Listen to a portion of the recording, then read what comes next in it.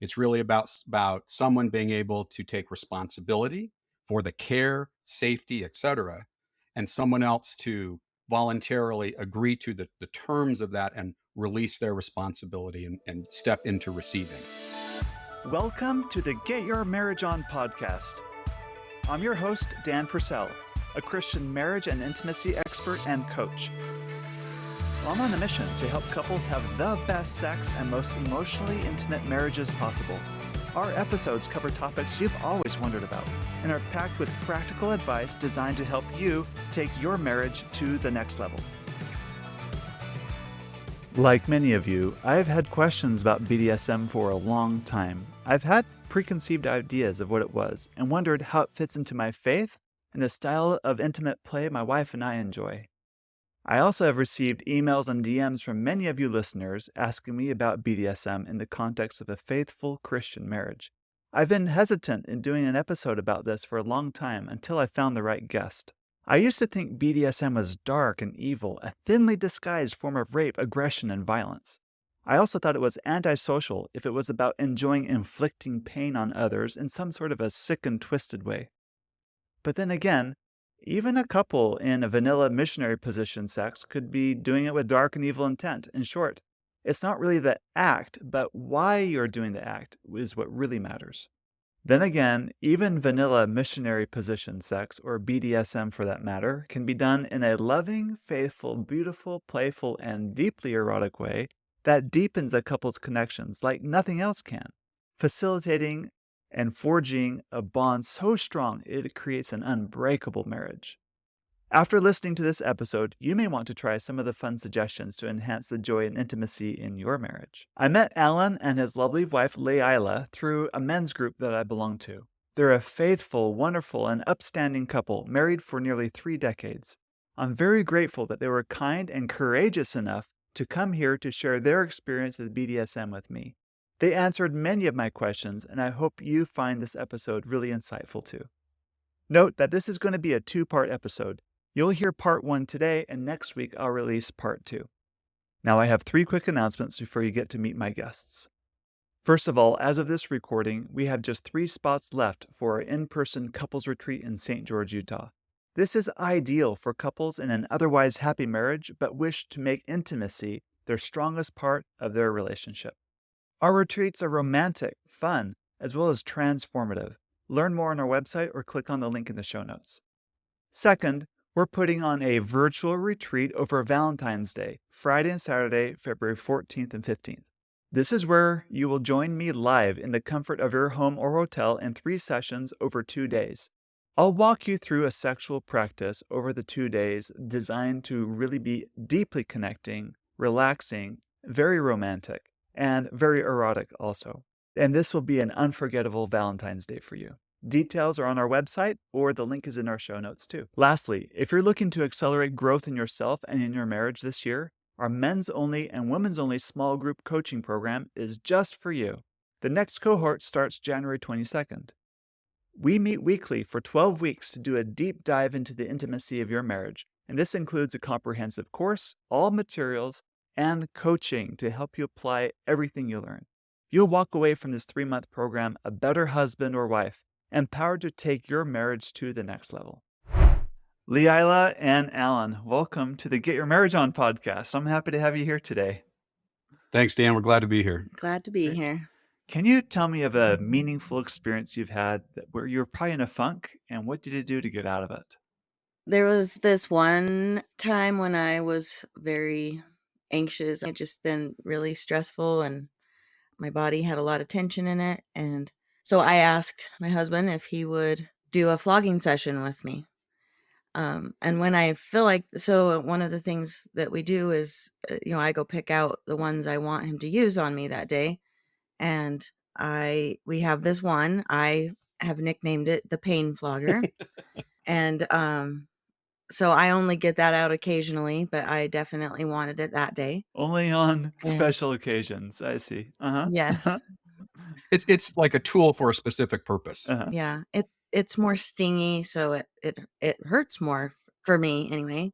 And so, we're going through our normal routine, and he of course asks me again, like, "You want this?" And I said, "Yes." And so he delivers what I'm asking for, and I think I even asked for more that day, or, a little harder kind of thing, and 'cause I that day, I needed it hard enough to make me cry, Mhm. and once I can release, and then I just all that tension and stuff just was released from my body, and then when I'm ready, then I just say, "Okay, that's enough, stop," and so, I'm completely in control of what he's delivering to me, but Uh-huh.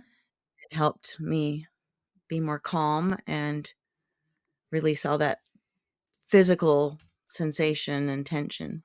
Yeah, we tend to hold like stress and fear, anxiety often in the body. Oh, yeah. And and so by having an embodied experience, which is something like a flogging session can deliver if done correctly, it absolutely can help someone release and process emotions. And I certainly never expected that when I started learning about things like flogging. But it is definitely a way that I have worked with. We've worked together, and I've seen it work with other people too, where they're able to process and release, emotions basically. So she's not normally one for pain. Most of the floggers that we have are very soft leathers, like moose hide, for example, and they're heavy, so they deliver this kind of somatic impact, almost like deep tissue massage, right? Mhm. And she loves that, right? It's a very sensational experience. It's pressure on the body. It feels really nice, actually. Uh, I'd call that I call it a thuddy feeling, and I relate that to kind of like a massage. Mhm. yeah, yeah, and so that's kind of and there's a process. We start soft and work gently, and then at some point you work to that. We for that scene and most of them that we do for impact play and flogging specifically, is that it's done to music, so it's almost like a dance. Mhm. It's very rhythmic, and then sometimes there's a pause. You might drag the soft leather falls across the body. So it's a mix of physical impact as well as sensations, if that makes sense. Got it. So this is a world I get lots of questions on in my email. Anonymous questions sometimes too about BDSM. Is it okay? What is it? And I'm so excited that we're talking about this today. Can you tell me, first of all, when I think of BDSM, I think of like 50 Shades of Grey. I admit I have never seen the movie or read the book before, but I understand the concept. And when I think about it, I think about taking pleasure out of inflicting pain and torturing another person. But I from the story you're telling me, I don't think that's what's really going on. Is there a better way to think about it? I think so. So first off, people within the broader kink world and people that are BDSM serious practitioners really dislike 50 Shades of Grey. Uh-huh. E.L. James, in many ways, misrepresents the foundational concepts. Uh-huh. And the way it plays out, in fact, we were a friend of ours, actually, we were discussing this, and he's a little more experienced than we are, out of the UK. And he sent us a little video. It's a whole article where there's 17, like ethical violations in Uh-huh. the movie, right? So Uh-huh. so realize that you're right. That's often an introduction into some of the concepts, but it's really misapplied in that, by the author of the books, and in turn in the movies. You know, Gotcha. there are elements of sensualism, no question, which is something that can be included, but it also doesn't have to be. And so, yeah, primarily it's not at all about delivering pain, unless in the example she gave, that's specifically what someone is asking for, and it's for a purpose. Uh-huh. I do not take any personal pleasure in that at all. Uh-huh. Now, maybe there's people that do, but Uh-huh. we've rarely seen that with anybody we've talked or interfaced with. I think BDSM is a umbrella term Uh-huh. for anything in that's not vanilla, or you could also substitute the word, anything kinky, Yeah, Okay. which is anything not vanilla, right. right? Right. So I Uh-huh. think if you think of it in those terms and not as in pain and sadism and masochism, Right. those kinds of things, that's a better way to think of it. Gotcha. Yeah. Yeah, I think that's accurate. I've met very few people that I would say are like masochists, and even if I did, or sadists, and they don't really take pleasure from the pain. Mostly what we've experienced, and in people we've talked to, and reading and learning as best we can about this, um, is that it's really primarily about power exchange. Uh-huh. You know, It's really about someone being able to take responsibility for the care, safety, etc., and someone else to voluntarily agree to the terms of that and release their responsibility and step into receiving, if that makes sense. Gotcha. So how is that power play like Disney movies then? So, yeah, this is an example I try to explain to people. So, whether you take Snow White, Beauty and the Beast, Sleeping Beauty, or Shrek, um, Uh, they're all versions of this idea of a princess who wants to lay back and receive, princess treatment. Of course, the ultimate one, Sleeping Beauty, there. Uh-huh. um, in some version of that, and a strong Prince Charming character. He Mhm. may be flawed, right, in some ways, but he's essentially a strong male who's dominant, who, in many ways, the magic kiss, right, knows how to touch her, all those kind of things. Uh-huh. But it's this idea of a strong, caring, but also assertive man who's coming to protect her, to take care of her, to again to romance her. All of that stuff is wrapped up in it. And what's interesting to me is more I've learned about the principles around BDSM in particular, is that that's really what you're stepping into those roles. Gotcha. You're stepping into each of those roles She's by the intentionally. princess, he's the Prince Charming. Uh-huh. Yes, Right. In a in way. a yes, right? And so there's, again, as Carl Jung would say, like, that's an archetypical human story, Uh-huh. right?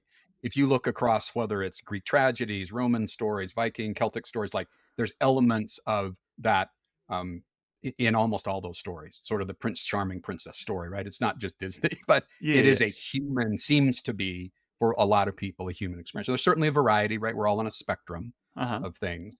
There's some people that would say, "Oh, that's crazy. I don't want that." Cool. That's great. But largely, and when you look at data and information, particularly about women and what they want in sort of the fantasy world, things they might want, I've seen various ones, whether it's Kinsey or a few others, but they almost all report some version of an assertive or more dominant experience in the bedroom, right? I mean, I'm sure you've seen some of the same Oh, data. yeah. Uh-huh. It's really common. And so this is a way to formally step into that kind of dynamic, right? If that Gotcha. makes sense. So the appeal is it's the power play. It's the I get to Can be a be. princess and to be pampered to and If kinda it uh-huh. yes, and, Right, right. there's lots of different things you can do, right? That's the thing. That's one dynamic. Uh-huh. But yes, that's one that I think, commonly appeals to people, right? I think particularly when you come, for example, from those of us from a more conservative, Christian background, we often enter our marriage and relationships with some very role-based ideas, and sadly for a lot of women, they don't they're not comfortable stepping into receiving, like, sexually, and receiving erotic energy, right? Right. It's this, they're constantly managing and limiting, right? Yes. The withdrawer, pursuer, HDP, LDP, depending on the language that you're looking at. Mhm. And frankly, this is a way to step out of that dynamic, Gotcha. right? Uh-huh. It's a way to intentionally, go, okay, I have to, like, for the woman anyway, in this case, and it can be either way, but we practice it kind of that way. So we typically talk in those terms, but it can be reverse. And I've seen both.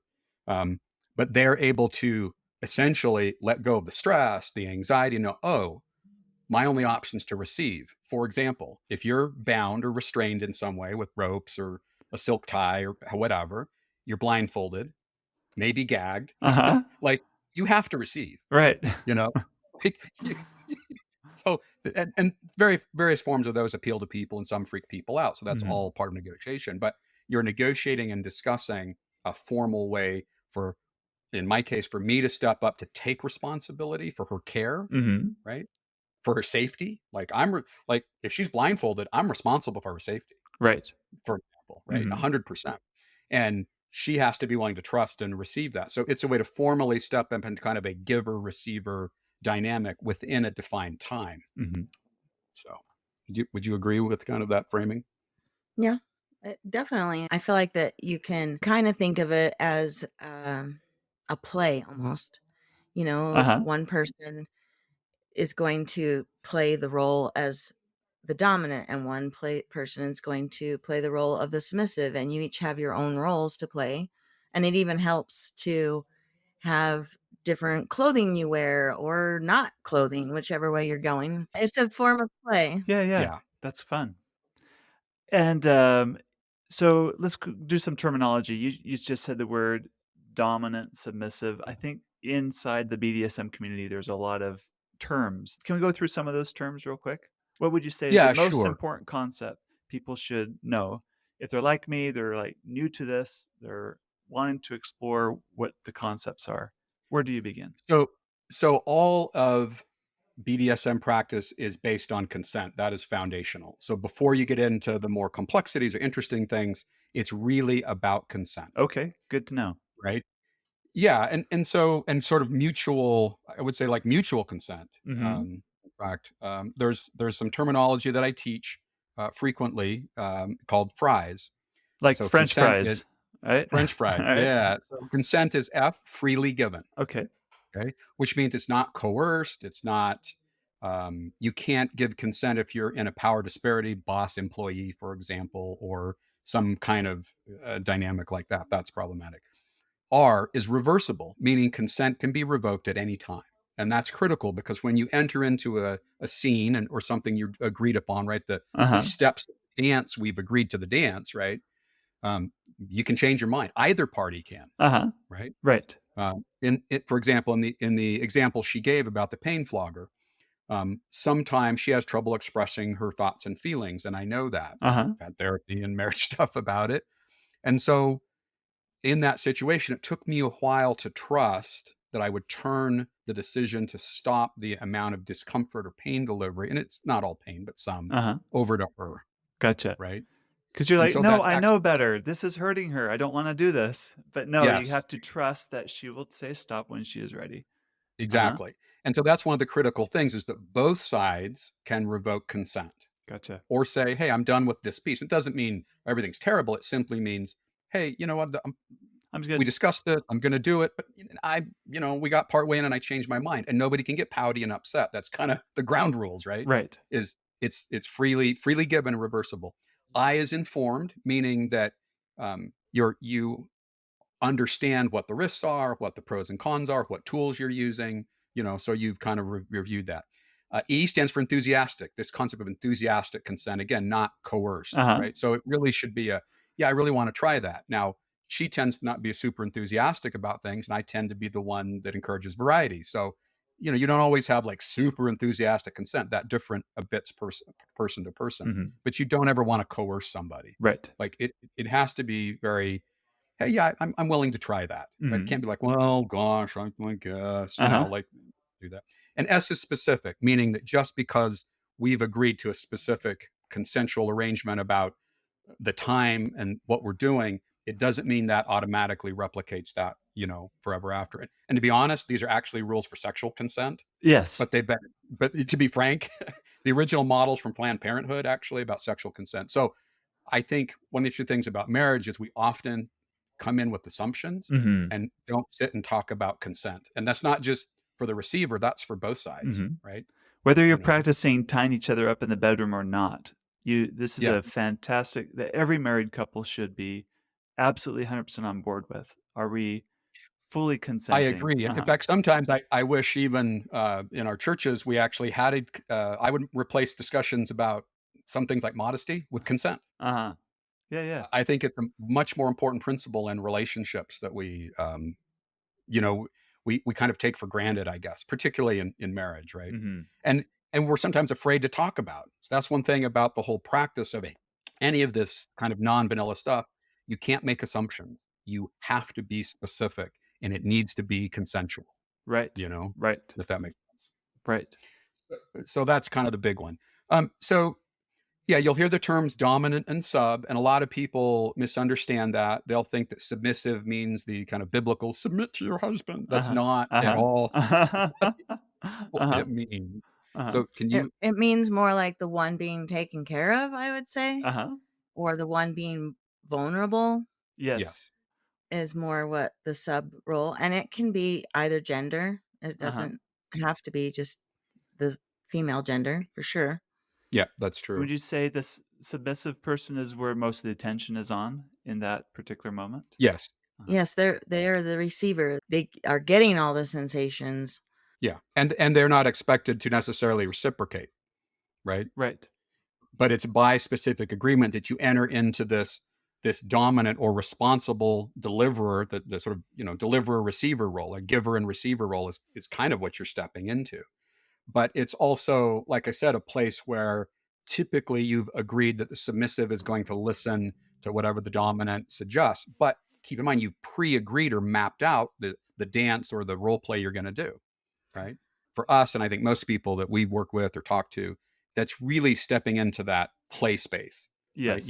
You're choosing to have a well-designed play, well-designed role play, or almost like this emotional and physical dance. Another terminology I've heard instead of just dom sub is top and bottom. Yeah, Hmm. So you can also think of it like that too. And one more term that we should include is yeah, called switch. Okay. So you can switch the roles. The woman can be the top and the man can be the bottom. yeah, And Right. even in we've met couples like that they take turns being top and bottom. Uh-huh. yeah. And Gotcha. and nobody's all one or the other. There's actually a BDSMtest.org. I don't get any money for mentioning it, but it's just what everybody uses, and Uh-huh. you can answer a bunch of questions there. And so it's a place I often refer people who are searching for this. And at first, when you read it, there's some stuff that's like, "What the heck? That's weird." But get over that and just go Uh-huh. through it, because it'll kind of give you some scores of where you score, and it's often surprising. So even though in our relationship and kind of in life I play a more naturally dominant role, I Mhm. actually have a pretty high submissive score. In other words, I'm okay being the person being received, right, Mhm. or receiving. We don't often play that way. That's just kind of not how it is for us. But like score wise, that's the case. And same thing for Switch, right? So it's not all one or the other. It's not binary choice. It's a whole spectrum. Just to be clear, this is the playtime in your marriage. Outside of that playtime, Right. outside of the quote unquote bedroom here, we want a equally shared balance. We're partners in life. We're Yep. husband and wife. We're a team. We're together. We're Yep. side by Yep. side. It's just Yep. that when the door is locked and Yep. closed, we're Yep. stepping into a new play role that Yes. we both find appealing, and Correct. it's the damsel in distress and the knight on a shining horse. Whatever Sure. play out you're going to do, Sure. that's the idea. Dominant, submissive in this playful moment. Yeah, and even though we have a lot of tools and we've been down this path for over a decade, kind of learning about and practicing it personally, and now we're a little more public, Uh-huh. obviously, Right. and trying to teach and train about what we think are some good principles that appeal to some people. It doesn't mean we do that even all that often. I Quite see. honestly, Uh-huh. even like shit like a flogging scene or something, like I don't even know if we're like weekly. So Uh-huh. and yet sometimes it might be a couple nights in a row. Uh-huh. But there are elements of it that play out in how we interact in the bedroom. Mhm. Like she often prefers, even during some forms of sex, to be held down or restrained. It Uh-huh. doesn't take ropes. That's just body weight, Right, right, right. Uh-huh. for example, right? Or to So, be spanked on the or bum or something fun. yeah, Uh-huh. Right. when done correctly. Yeah, Uh-huh. spanking's a whole nother thing because it's actually impact with your palm. But Uh-huh. but yeah, and that's an example. She really likes that. I mean, I was actually watching football Sunday afternoon a couple weeks ago, and she kind of to get her phone and turned her cute rear end towards me, and I'm Uh-huh. like, "You okay if I kind of pat you here?" And she's like, "Yeah." And so I started giving her a little impact. Well, we've done enough of that. I know how to do it, and she likes it. She got quite aroused. So just on the sofa because the kids were downstairs. That's Do you awesome. like that? Oh, yeah, it was very good. Right? So my point is a scene doesn't have to be complicated. Like Mhm. literally that's a scene. Yeah. And yeah, I'm sort of multitasking, watching football and using my right hand on her bum, but you know, made her like football a little better. So, but that's I mean it's kind of a silly example, but because we're comfortable with that, it was negotiated, consent was all given just in that very so it doesn't have to be complicated, right? I think that's one thing people look at and we talk about a role player stepping into that. They think it's complicated. Mhm. It's not. Like it can be really, really simple. It's really about honest and authentic communication about what you each want. Does that make sense? Makes sense. I heard a story about a woman. She works for a law firm, very masculine energy, high Yep. stress, telling everyone what to do all day, kind of a Yep. job. And comes home, and she had married a very good man, but he's also a very gentle man. And Yep. in the bedroom, oftentimes what was playing out is she's replicating what she's doing in the law office in the bedroom, and she's losing her desire to be sexual with her husband because he's a gentle guy, and in the bedroom he's gentle. And the last thing she wants is to tell her husband what to do to Right. her. So Right. Right. She literally wants to be in that receiving, yes, taken care of place right, because she's right, stressed all day. Yeah. exactly, She wants to be restrained and absolutely, flogged. That's what right. she wants. So she told her husband, I really want you to tie me up and have your way with me. And he had a hard time with that. Like, Yeah. that's not me. But go ahead. It looks like you're about to say I was something. gonna say you can think of it like a play almost, like you're playing I think we mentioned that earlier, but you can think of it like a play Uh-huh. where you're taking on just this role for this, this one-time event type Hmm. thing. You Yeah. could even have different clothes you wear, or you have a different voice you use, or, that might help someone try to Step into that step into role. that role. Uh-huh. Think of it as a role Uh-huh. and use your drama skills you learned in high school. Yeah. So there are some times when she wants something rougher Hmm. than I normally give as husband. And so more than once, I'll be like, okay, I called a guy Uh-huh. and And I he's will gonna come exit. over. He's gonna Yeah. do this to Right. you. Yes. Uh-huh. Literally. And so I leave the bedroom. Uh-huh. I breathe and change my mindset. Uh-huh. I knock on the door, and then I Uh-huh. come in my mean Russian accent, and I am going to hold you down, and you are going to take it, right? That's So awesome. that might be TMI for some people, but that's an example of not only in my mindset, but literally in my actions and even voice, Mhm. I step out of who I am. Right. And this guy doesn't care about her, right? Mhm. Like he's Uh-huh. he's there to do his business and leave. And he leaves, and then I come back and, "Oh, honey, are you okay? I'm here to love you and aftercare." So, but to your point, like she's saying, you literally can step out of into and out of those roles to either just in your mind a little bit or in a complete thing. And what you're describing about CEO types or type A directive personalities, super, super common for them to actually be submissive Yeah. when it comes to the bedroom. That's really, really common for men or women. Mhm. And you might think it'd be reversed, which is like how it's portrayed in 50 Shades of Grey, which just isn't the case.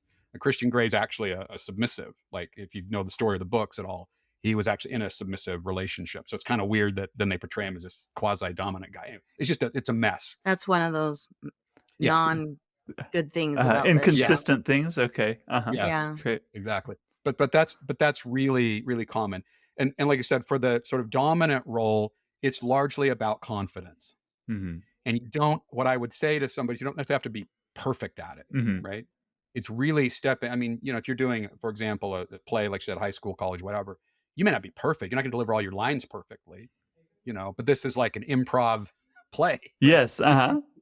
So you're feeding off of each other to some degree, and you don't have to be perfect. And if you make a mistake and say, oops, that was wrong, or she can go, oh, that was too hard, oh, Uh-huh. okay, or that's too soft, right? So you do have to have some open communication. And again, I think that's something that's before we started practicing this, we probably weren't great at that in the bedroom, so to speak. But we're way better at it now, just saying, oh, I want this, I want that, I like this, I like that, that sort of thing. Gotcha. Um, the term scene is one that we've used also. And that's really essentially anything you've agreed to do. Okay. Uh-huh. If that, For a certain amount of time. or a certain series of events, however long that takes. And another one that's critical is I think I mentioned is sort of aftercare. And it's been interesting to me in talking about this. I've been surprised at people that don't practice aftercare after just normal, even vanilla-ish sex. Mhm. But that's really it's several parts. So it's talking about the experience or processing. So particularly for the giver, like or the dom, right at the top, I need feedback. Mhm. That's what helps me feel okay that whatever I've done was either good or that she enjoyed it. And so that's critical for me to soothe any of my concerns that I did it wrong. Right. Uh-huh. Does that make sense? Yep, or feedback. I probably did do it wrong, and now I know for next time. Right. Well, yeah, Uh-huh. or not even wrong, but oh, I would have liked this differently. Yes. Or if you're using floggers and it's really easy to miss and it can wrap around the body and that really stings. And so, but that just happens once usually and you move on and you just realize you Not good. like one thing, sometimes it would hit my neck and over, multiple times. So we just got to where we put a towel on my neck or one of the soft floggers and then we don't have that problem anymore. Mhm. Right. until I got better at accuracy, and now I'm good at Pretty good, accuracy. yeah. Uh-huh. So I think one thing that is critical, um, because BDSM doesn't have to involve sex at all. Realize any of the stuff you're practicing, people associate the two, but Uh-huh. it's simply one menu item on a very, very large and varied menu Right, of, right. of Uh-huh. possibilities, right? And often people wrap it up. Sometimes we do, sometimes we don't. Sometimes we'll do some sort of scene, and it may have erotic elements in it, but it's not necessarily sexual, if that makes sense. Makes sense. You know, like even just grabbing her hair and kissing her against the wall, and then I let her go and I walk away. Uh-huh. Right? That is a form of sort of DS play, Uh-huh. you know, but it DS wasn't meaning sexual. dominant, submissive. Uh-huh. Yeah. Mhm. Yes. Right. Because I'm establishing my dominance by grabbing her hair and holding it and see the smile. Sorry, your audience can't see it, but Uh-huh. you can tell she likes that. Uh-huh. And then I'll kiss her or whatever and then let her go. But that's establishing sort of that DS dynamic and and something for her. So the aftercare part's critical. For us, it normally involves like a lot of cuddling and talking. And often, but not always, we might transition then to some version of sex or sexual, engagement. Mhm. But not always. But the aftercare piece is critical. Especially if there's been something like pain involved or something that's outside of the norm that I'm going to struggle with. It's important that for me that she says, "Hey, I asked for it. I consented. I enjoyed it. Yeah, it hurt me a little bit, or even left a mark or a bruise, because that will happen. Mhm. Um, Or you know, can. yeah, it can. Some Uh, people think that's a badge of honor too. They love the bruises, I so that's see. true. Uh-huh.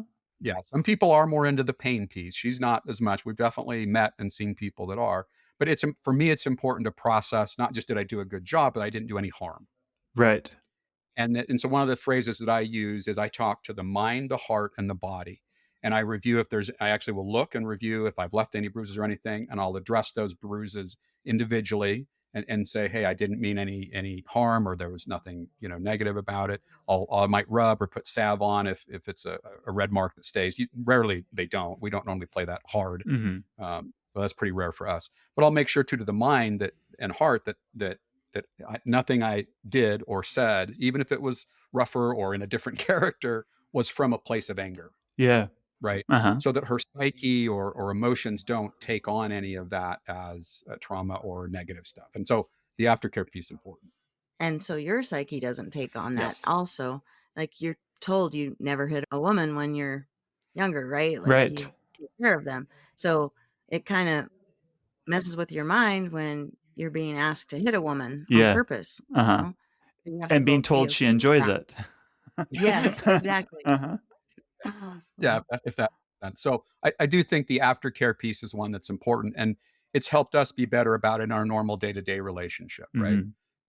Frankly, negotiate prior to sex, even if it's quick and simple, and to make sure that the aftercare piece to talk about it, not just, did you like it? Like, but more than that, what did you like about it, and what meanings does it bring to you? And like I said, from BDSM stuff, what we've noticed, particularly impact play and flogging, it often brings up feelings and emotional processing, and making time and space for that is pretty important because Mhm. it's kind of expected. Honestly, you don't think of it that way. You think of it as just delivering, sensations, and that can be an important part, but often it relates to emotional experience. So I can see that. And in my mind's eye, I can see how the aftercare step you might spend just as much time there as you do on the actual play part too. So, yeah, We usually plan on half the amount of time that we did in the flogging scene in aftercare. yeah. got it. Yeah, so because my typical flogging scene's about 40 minutes actually, so Mhm. we're not talking. It's fairly extensive, and that's if it's just flogging. If there's sensations or like rope, because rope is fun, but it takes a long time, so we don't typically do it. Kind Uh, of its own activity and it's not yeah, necessarily sexual. yeah, Mhm. it's not. But we don't. But there are people out there who love to be tied up and it's They just their happy place. yeah, they melt. It's so interesting. Yeah, They yeah. just go, oh, So let's say we touched on this briefly, but any tips for people that are shy, nervous to step into playing in this way, whether it's to be the one tied up or the one to have their way with a person that is tied up? Like, well, I wouldn't use the term "have your way" because again, that's kind uh-huh. of the Well, yeah, reverse. that's the That's That the joke. opposite of consent. Yeah, yeah, yeah. yeah, right? Because Uh-huh. it's not have your way, because it's literally not my way. So one thing that I think is misunderstood, the submissive is in control, Okay, period. I'm glad we're talking about this. Does So that make sense? so this is like Leila saying, Alan, I want you to use this, and then I want you to use this, and I want you to use this, and this is how I want you to do it. Who's in charge? She's in charge. Right. It's the submissive one is in charge of the scene. Always. It is. Uh-huh. Now I'm responsible to deliver it, right? Uh-huh. You know, so I have to be skillful. I have to use so keep in mind too, you don't just negotiate what you do, you negotiate what you talk about. Uh-huh. You negotiate terminology. Uh-huh. What do you want to be called? Uh-huh. For example, do you want to be called, "Oh, you're my good, good girl," Uh-huh. or and do you want to be called a dirty little slut? You Right. can't believe you just want this the whole time. Uh-huh. What? You know, Uh-huh. you Right. can see You she likes respond. both Right, of those. exactly. Uh-huh. Yeah. Right? So, some people at first are probably not comfortable with some of those other terms, right? And Mhm. again, I think that comes from a more puritanical background. And so, actually being comfortable with terminology that you may not use, again, you're filling that role, right? That the dialogue you might use changes or can. Mhm. Doesn't have to, but it can, because you're not only trying to address the physical sensations, you're trying to address sort of the mental and erotic energy elements. It's a very energetic experience. And so I always try and be in the right like frame of mind, frame of heart, because that comes out in the energy I deliver with the tool and how I talk. Does that make sense? Makes perfect sense. Mhm. And I think that's off. To be honest, I think that's I'm as you know, I'm in several other men's groups, and that's how we met. But as I've listened to other people's stories, and you get into the details about kind of what goes on in people's bedrooms sometimes, I think that exchange of erotic energy that and the willingness to give and receive is often a real block for a lot of people. Mhm.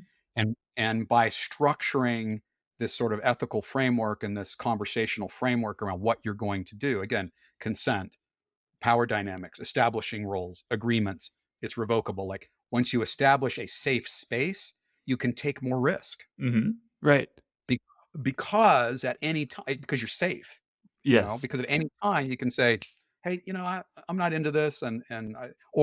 Or, hey, I'm having a lot of feelings. We need to stop and I need to cry. Uh-huh. Right. Right. Like that has absolutely happened. Uh-huh. Uh, And when you're talking about the submissive or the bottom is in control, you're in control of what you're asking to be delivered. You're also in control, and you need to be in control of yourself when something's not going right. You have to be responsible to speak up and say something. And a lot of women just will, especially, Grin and bear it, right? yes, Uh-huh. take take it. And sometimes that's part of the play is take more than you maybe normally would, and Mhm. that's okay. But when it becomes when you cross whatever your line or threshold is, you need to be responsible and say, we need to stop. Or even if it's just something simple like, that's too hard, can you be a little softer? But it's your responsibility to stay safe. Mhm. yeah. And be open to that communication both ways. So yeah, I think that's a big misunderstanding. People look at it as if I'm the dominant, I'm doing what I want. That's literally the opposite. I'm only doing what she wants. No Yes. more, no less. That's called abuse when you do what you want. Yeah. Yeah, yeah. Got it. So does that make sense? Yeah, and you're right. People phrase it, tie me up and do whatever. And I've had to listen to lots of people and they'll say that. And I tell them I would never do something with you if you can't give me specifically what you want, Mhm. because it's literally the whole dynamic, in my opinion, the most ethical way to practice it is not about what the person who you're handing control over to do what they want. You have to be able to be, again, consent is specific, right? So Right. that's why consent is foundational and it's specific. Right. That's the And S in so fries. Mhm. yeah, and a lot of people, and again, I've done a lot of training on this, and you're right. A lot of people, and frankly, women in particular, say, "Oh, just tie me up and do something." No, no, no, no, no. That bottom or that submissive has the responsibility to be educated, right? Informed is one of them too. Right. She or he, if it's it, but has to be informed enough about what you're doing and understand. And so, like when I do teaching and training, I'll show people the tools. I might you say, hey, would you like me to try this on your, leg or your arm to kind of show them what it's like so that they have some idea. And even if you're doing something that might be painful, you actually say, you might impact them, whether it's a spank or a flog, and go, on a scale of 1 to 10, where's that? And they'll say, oh, that's a 2. And I'll go, oh, that's a 3. That's a 4. And when I get up to say a 7, I'll be like, do you want any more than 7? No. Now I know how much physical force to deliver. Hmm. So that's an example of an exercise that you commonly practice before you enter in a scene, so that someone's giving you consent and you know where the thresholds are of where you want to be, right? Yeah. So And it can change over time. When we yeah, first started playing this, it wasn't much. I couldn't take very much. I can take a whole lot more now. And I want a whole lot more now. yeah. Got it. Got it. How do you approach your spouse about playing this way? Oh, you know, I think go Maybe don't use BDSM. ahead. Don't use that term, you mean? Maybe you should say, "Hey, I wanna do a role play with you." Uh-huh. Yeah, I think that's probably a good one, because you're right. The initial reaction by everybody's, and I get it, Uh-huh. and so that's often why I use the term, kinky. I think if you're a typical male, of the kind of guys that we hang out with, Uh-huh. I would say something like, I would actually ask, instead of being about what I want, I'd actually ask something like, hey, I've read that a lot of women want something more assertive. Are you open to that? And she'll say yes. And I would ask, what does that look like for you? Uh-huh. In other words, the more you can get out of the sub, what they want, the better you can design what you're going to deliver. Does that make Makes sense? sense. And so again, it's consistent with the consent model, right? Right. And so and sometimes you have to really, really dig, because, as she said, I think, again, because of kind of the puritanical background, a lot of women are told not to express their feelings, their fantasies. We're told somehow, getting this subconscious message that's terrible. And so there's definitely sort of philosophical and deprogramming to step into, what do you want, Mhm. really? Right. And that's vulnerable, and I get it, right? And so you have to reach a place of maturity and security, with being safe, as asking that question. But that's one place I would start, is try and ask, what does that look like? And she may not know. And so then, like in her case, sometimes I'll say, okay, here's the menu. In fact, I used to have a physical menu I Uh-huh. made, pictures and Appetizers, description. side I did. dishes. I had appetizers, main course, dessert. I Uh-huh. had spice levels, and it wasn't about BDSM. It was actually about sex, before I get into this, but Uh-huh. because I'm a creative type. Uh-huh. Um, but yeah, I've done so the same. Uh-huh. yeah, I think it still sits near our bed, right? I even Uh-huh. printed out with little cute black and white pictures. Anyway, but I think the same thing's true. Is I can say, "Hey, would you like to do some sort of scene?" And for us, it's mostly impact play and flogging, which involves a little bit of paddles or spanking, and then usually flogging, like I said. So that's normal. So we kind of have an established, what we do, 90% of the time when we are doing something. So it doesn't require a lot of negotiation. But yeah, I would start by not saying I want to be more kinky, although that's true. I might try and share those fantasies with your spouse. And the more they're willing to share, the more you can get into, oh, okay. And hopefully they ask you, or if not, you say, hey, is it okay if I share? Hey, I'd like to try this. But I think the case you mentioned is probably the most common one. Like I said, I've read and talked to a lot of women who really, really would like their spouse to be more assertive in the bed. They just, Yes. it is very, like I said, innate. Uh-huh. I think, for a lot of women, and to your point, we're sort of taught to be soft and gentle, and often as men, we're scared to step into our more masculine roles. Right. And so there's definitely some healing, I think, that you need. But yeah, I would start by trying to have that conversation. And then, like, we have a whole Facebook group, and there's actually lots of information on YouTube that's pretty tame. So um, there are places where you can go to discuss and learn about this, and if at all possible, connect to a community. I'm not a huge fan of FetLife. I've had very mixed experiences, but it is kind of the only place to connect there. I don't use it locally because, again, I do a lot of teaching and training, and so we have a whole group of people to kind of talk to. And so I've tried to develop a lot of resources that I share with people about that. But yeah, and I wouldn't necessarily recommend go watch 50 Shades either. Like, Mhm. that's going to be kind of a turnoff to a lot of people, I think. But really, it's about that. Would you like, more assertiveness, and but learning about that's, um, There's not great resources for it, sadly. I mean, I wish there was. I'm like, oh, I should teach a class, but I don't know what that would look like Uh-huh. exactly. So it's something you Either. got to practice, something you step into. You talk about, It really is.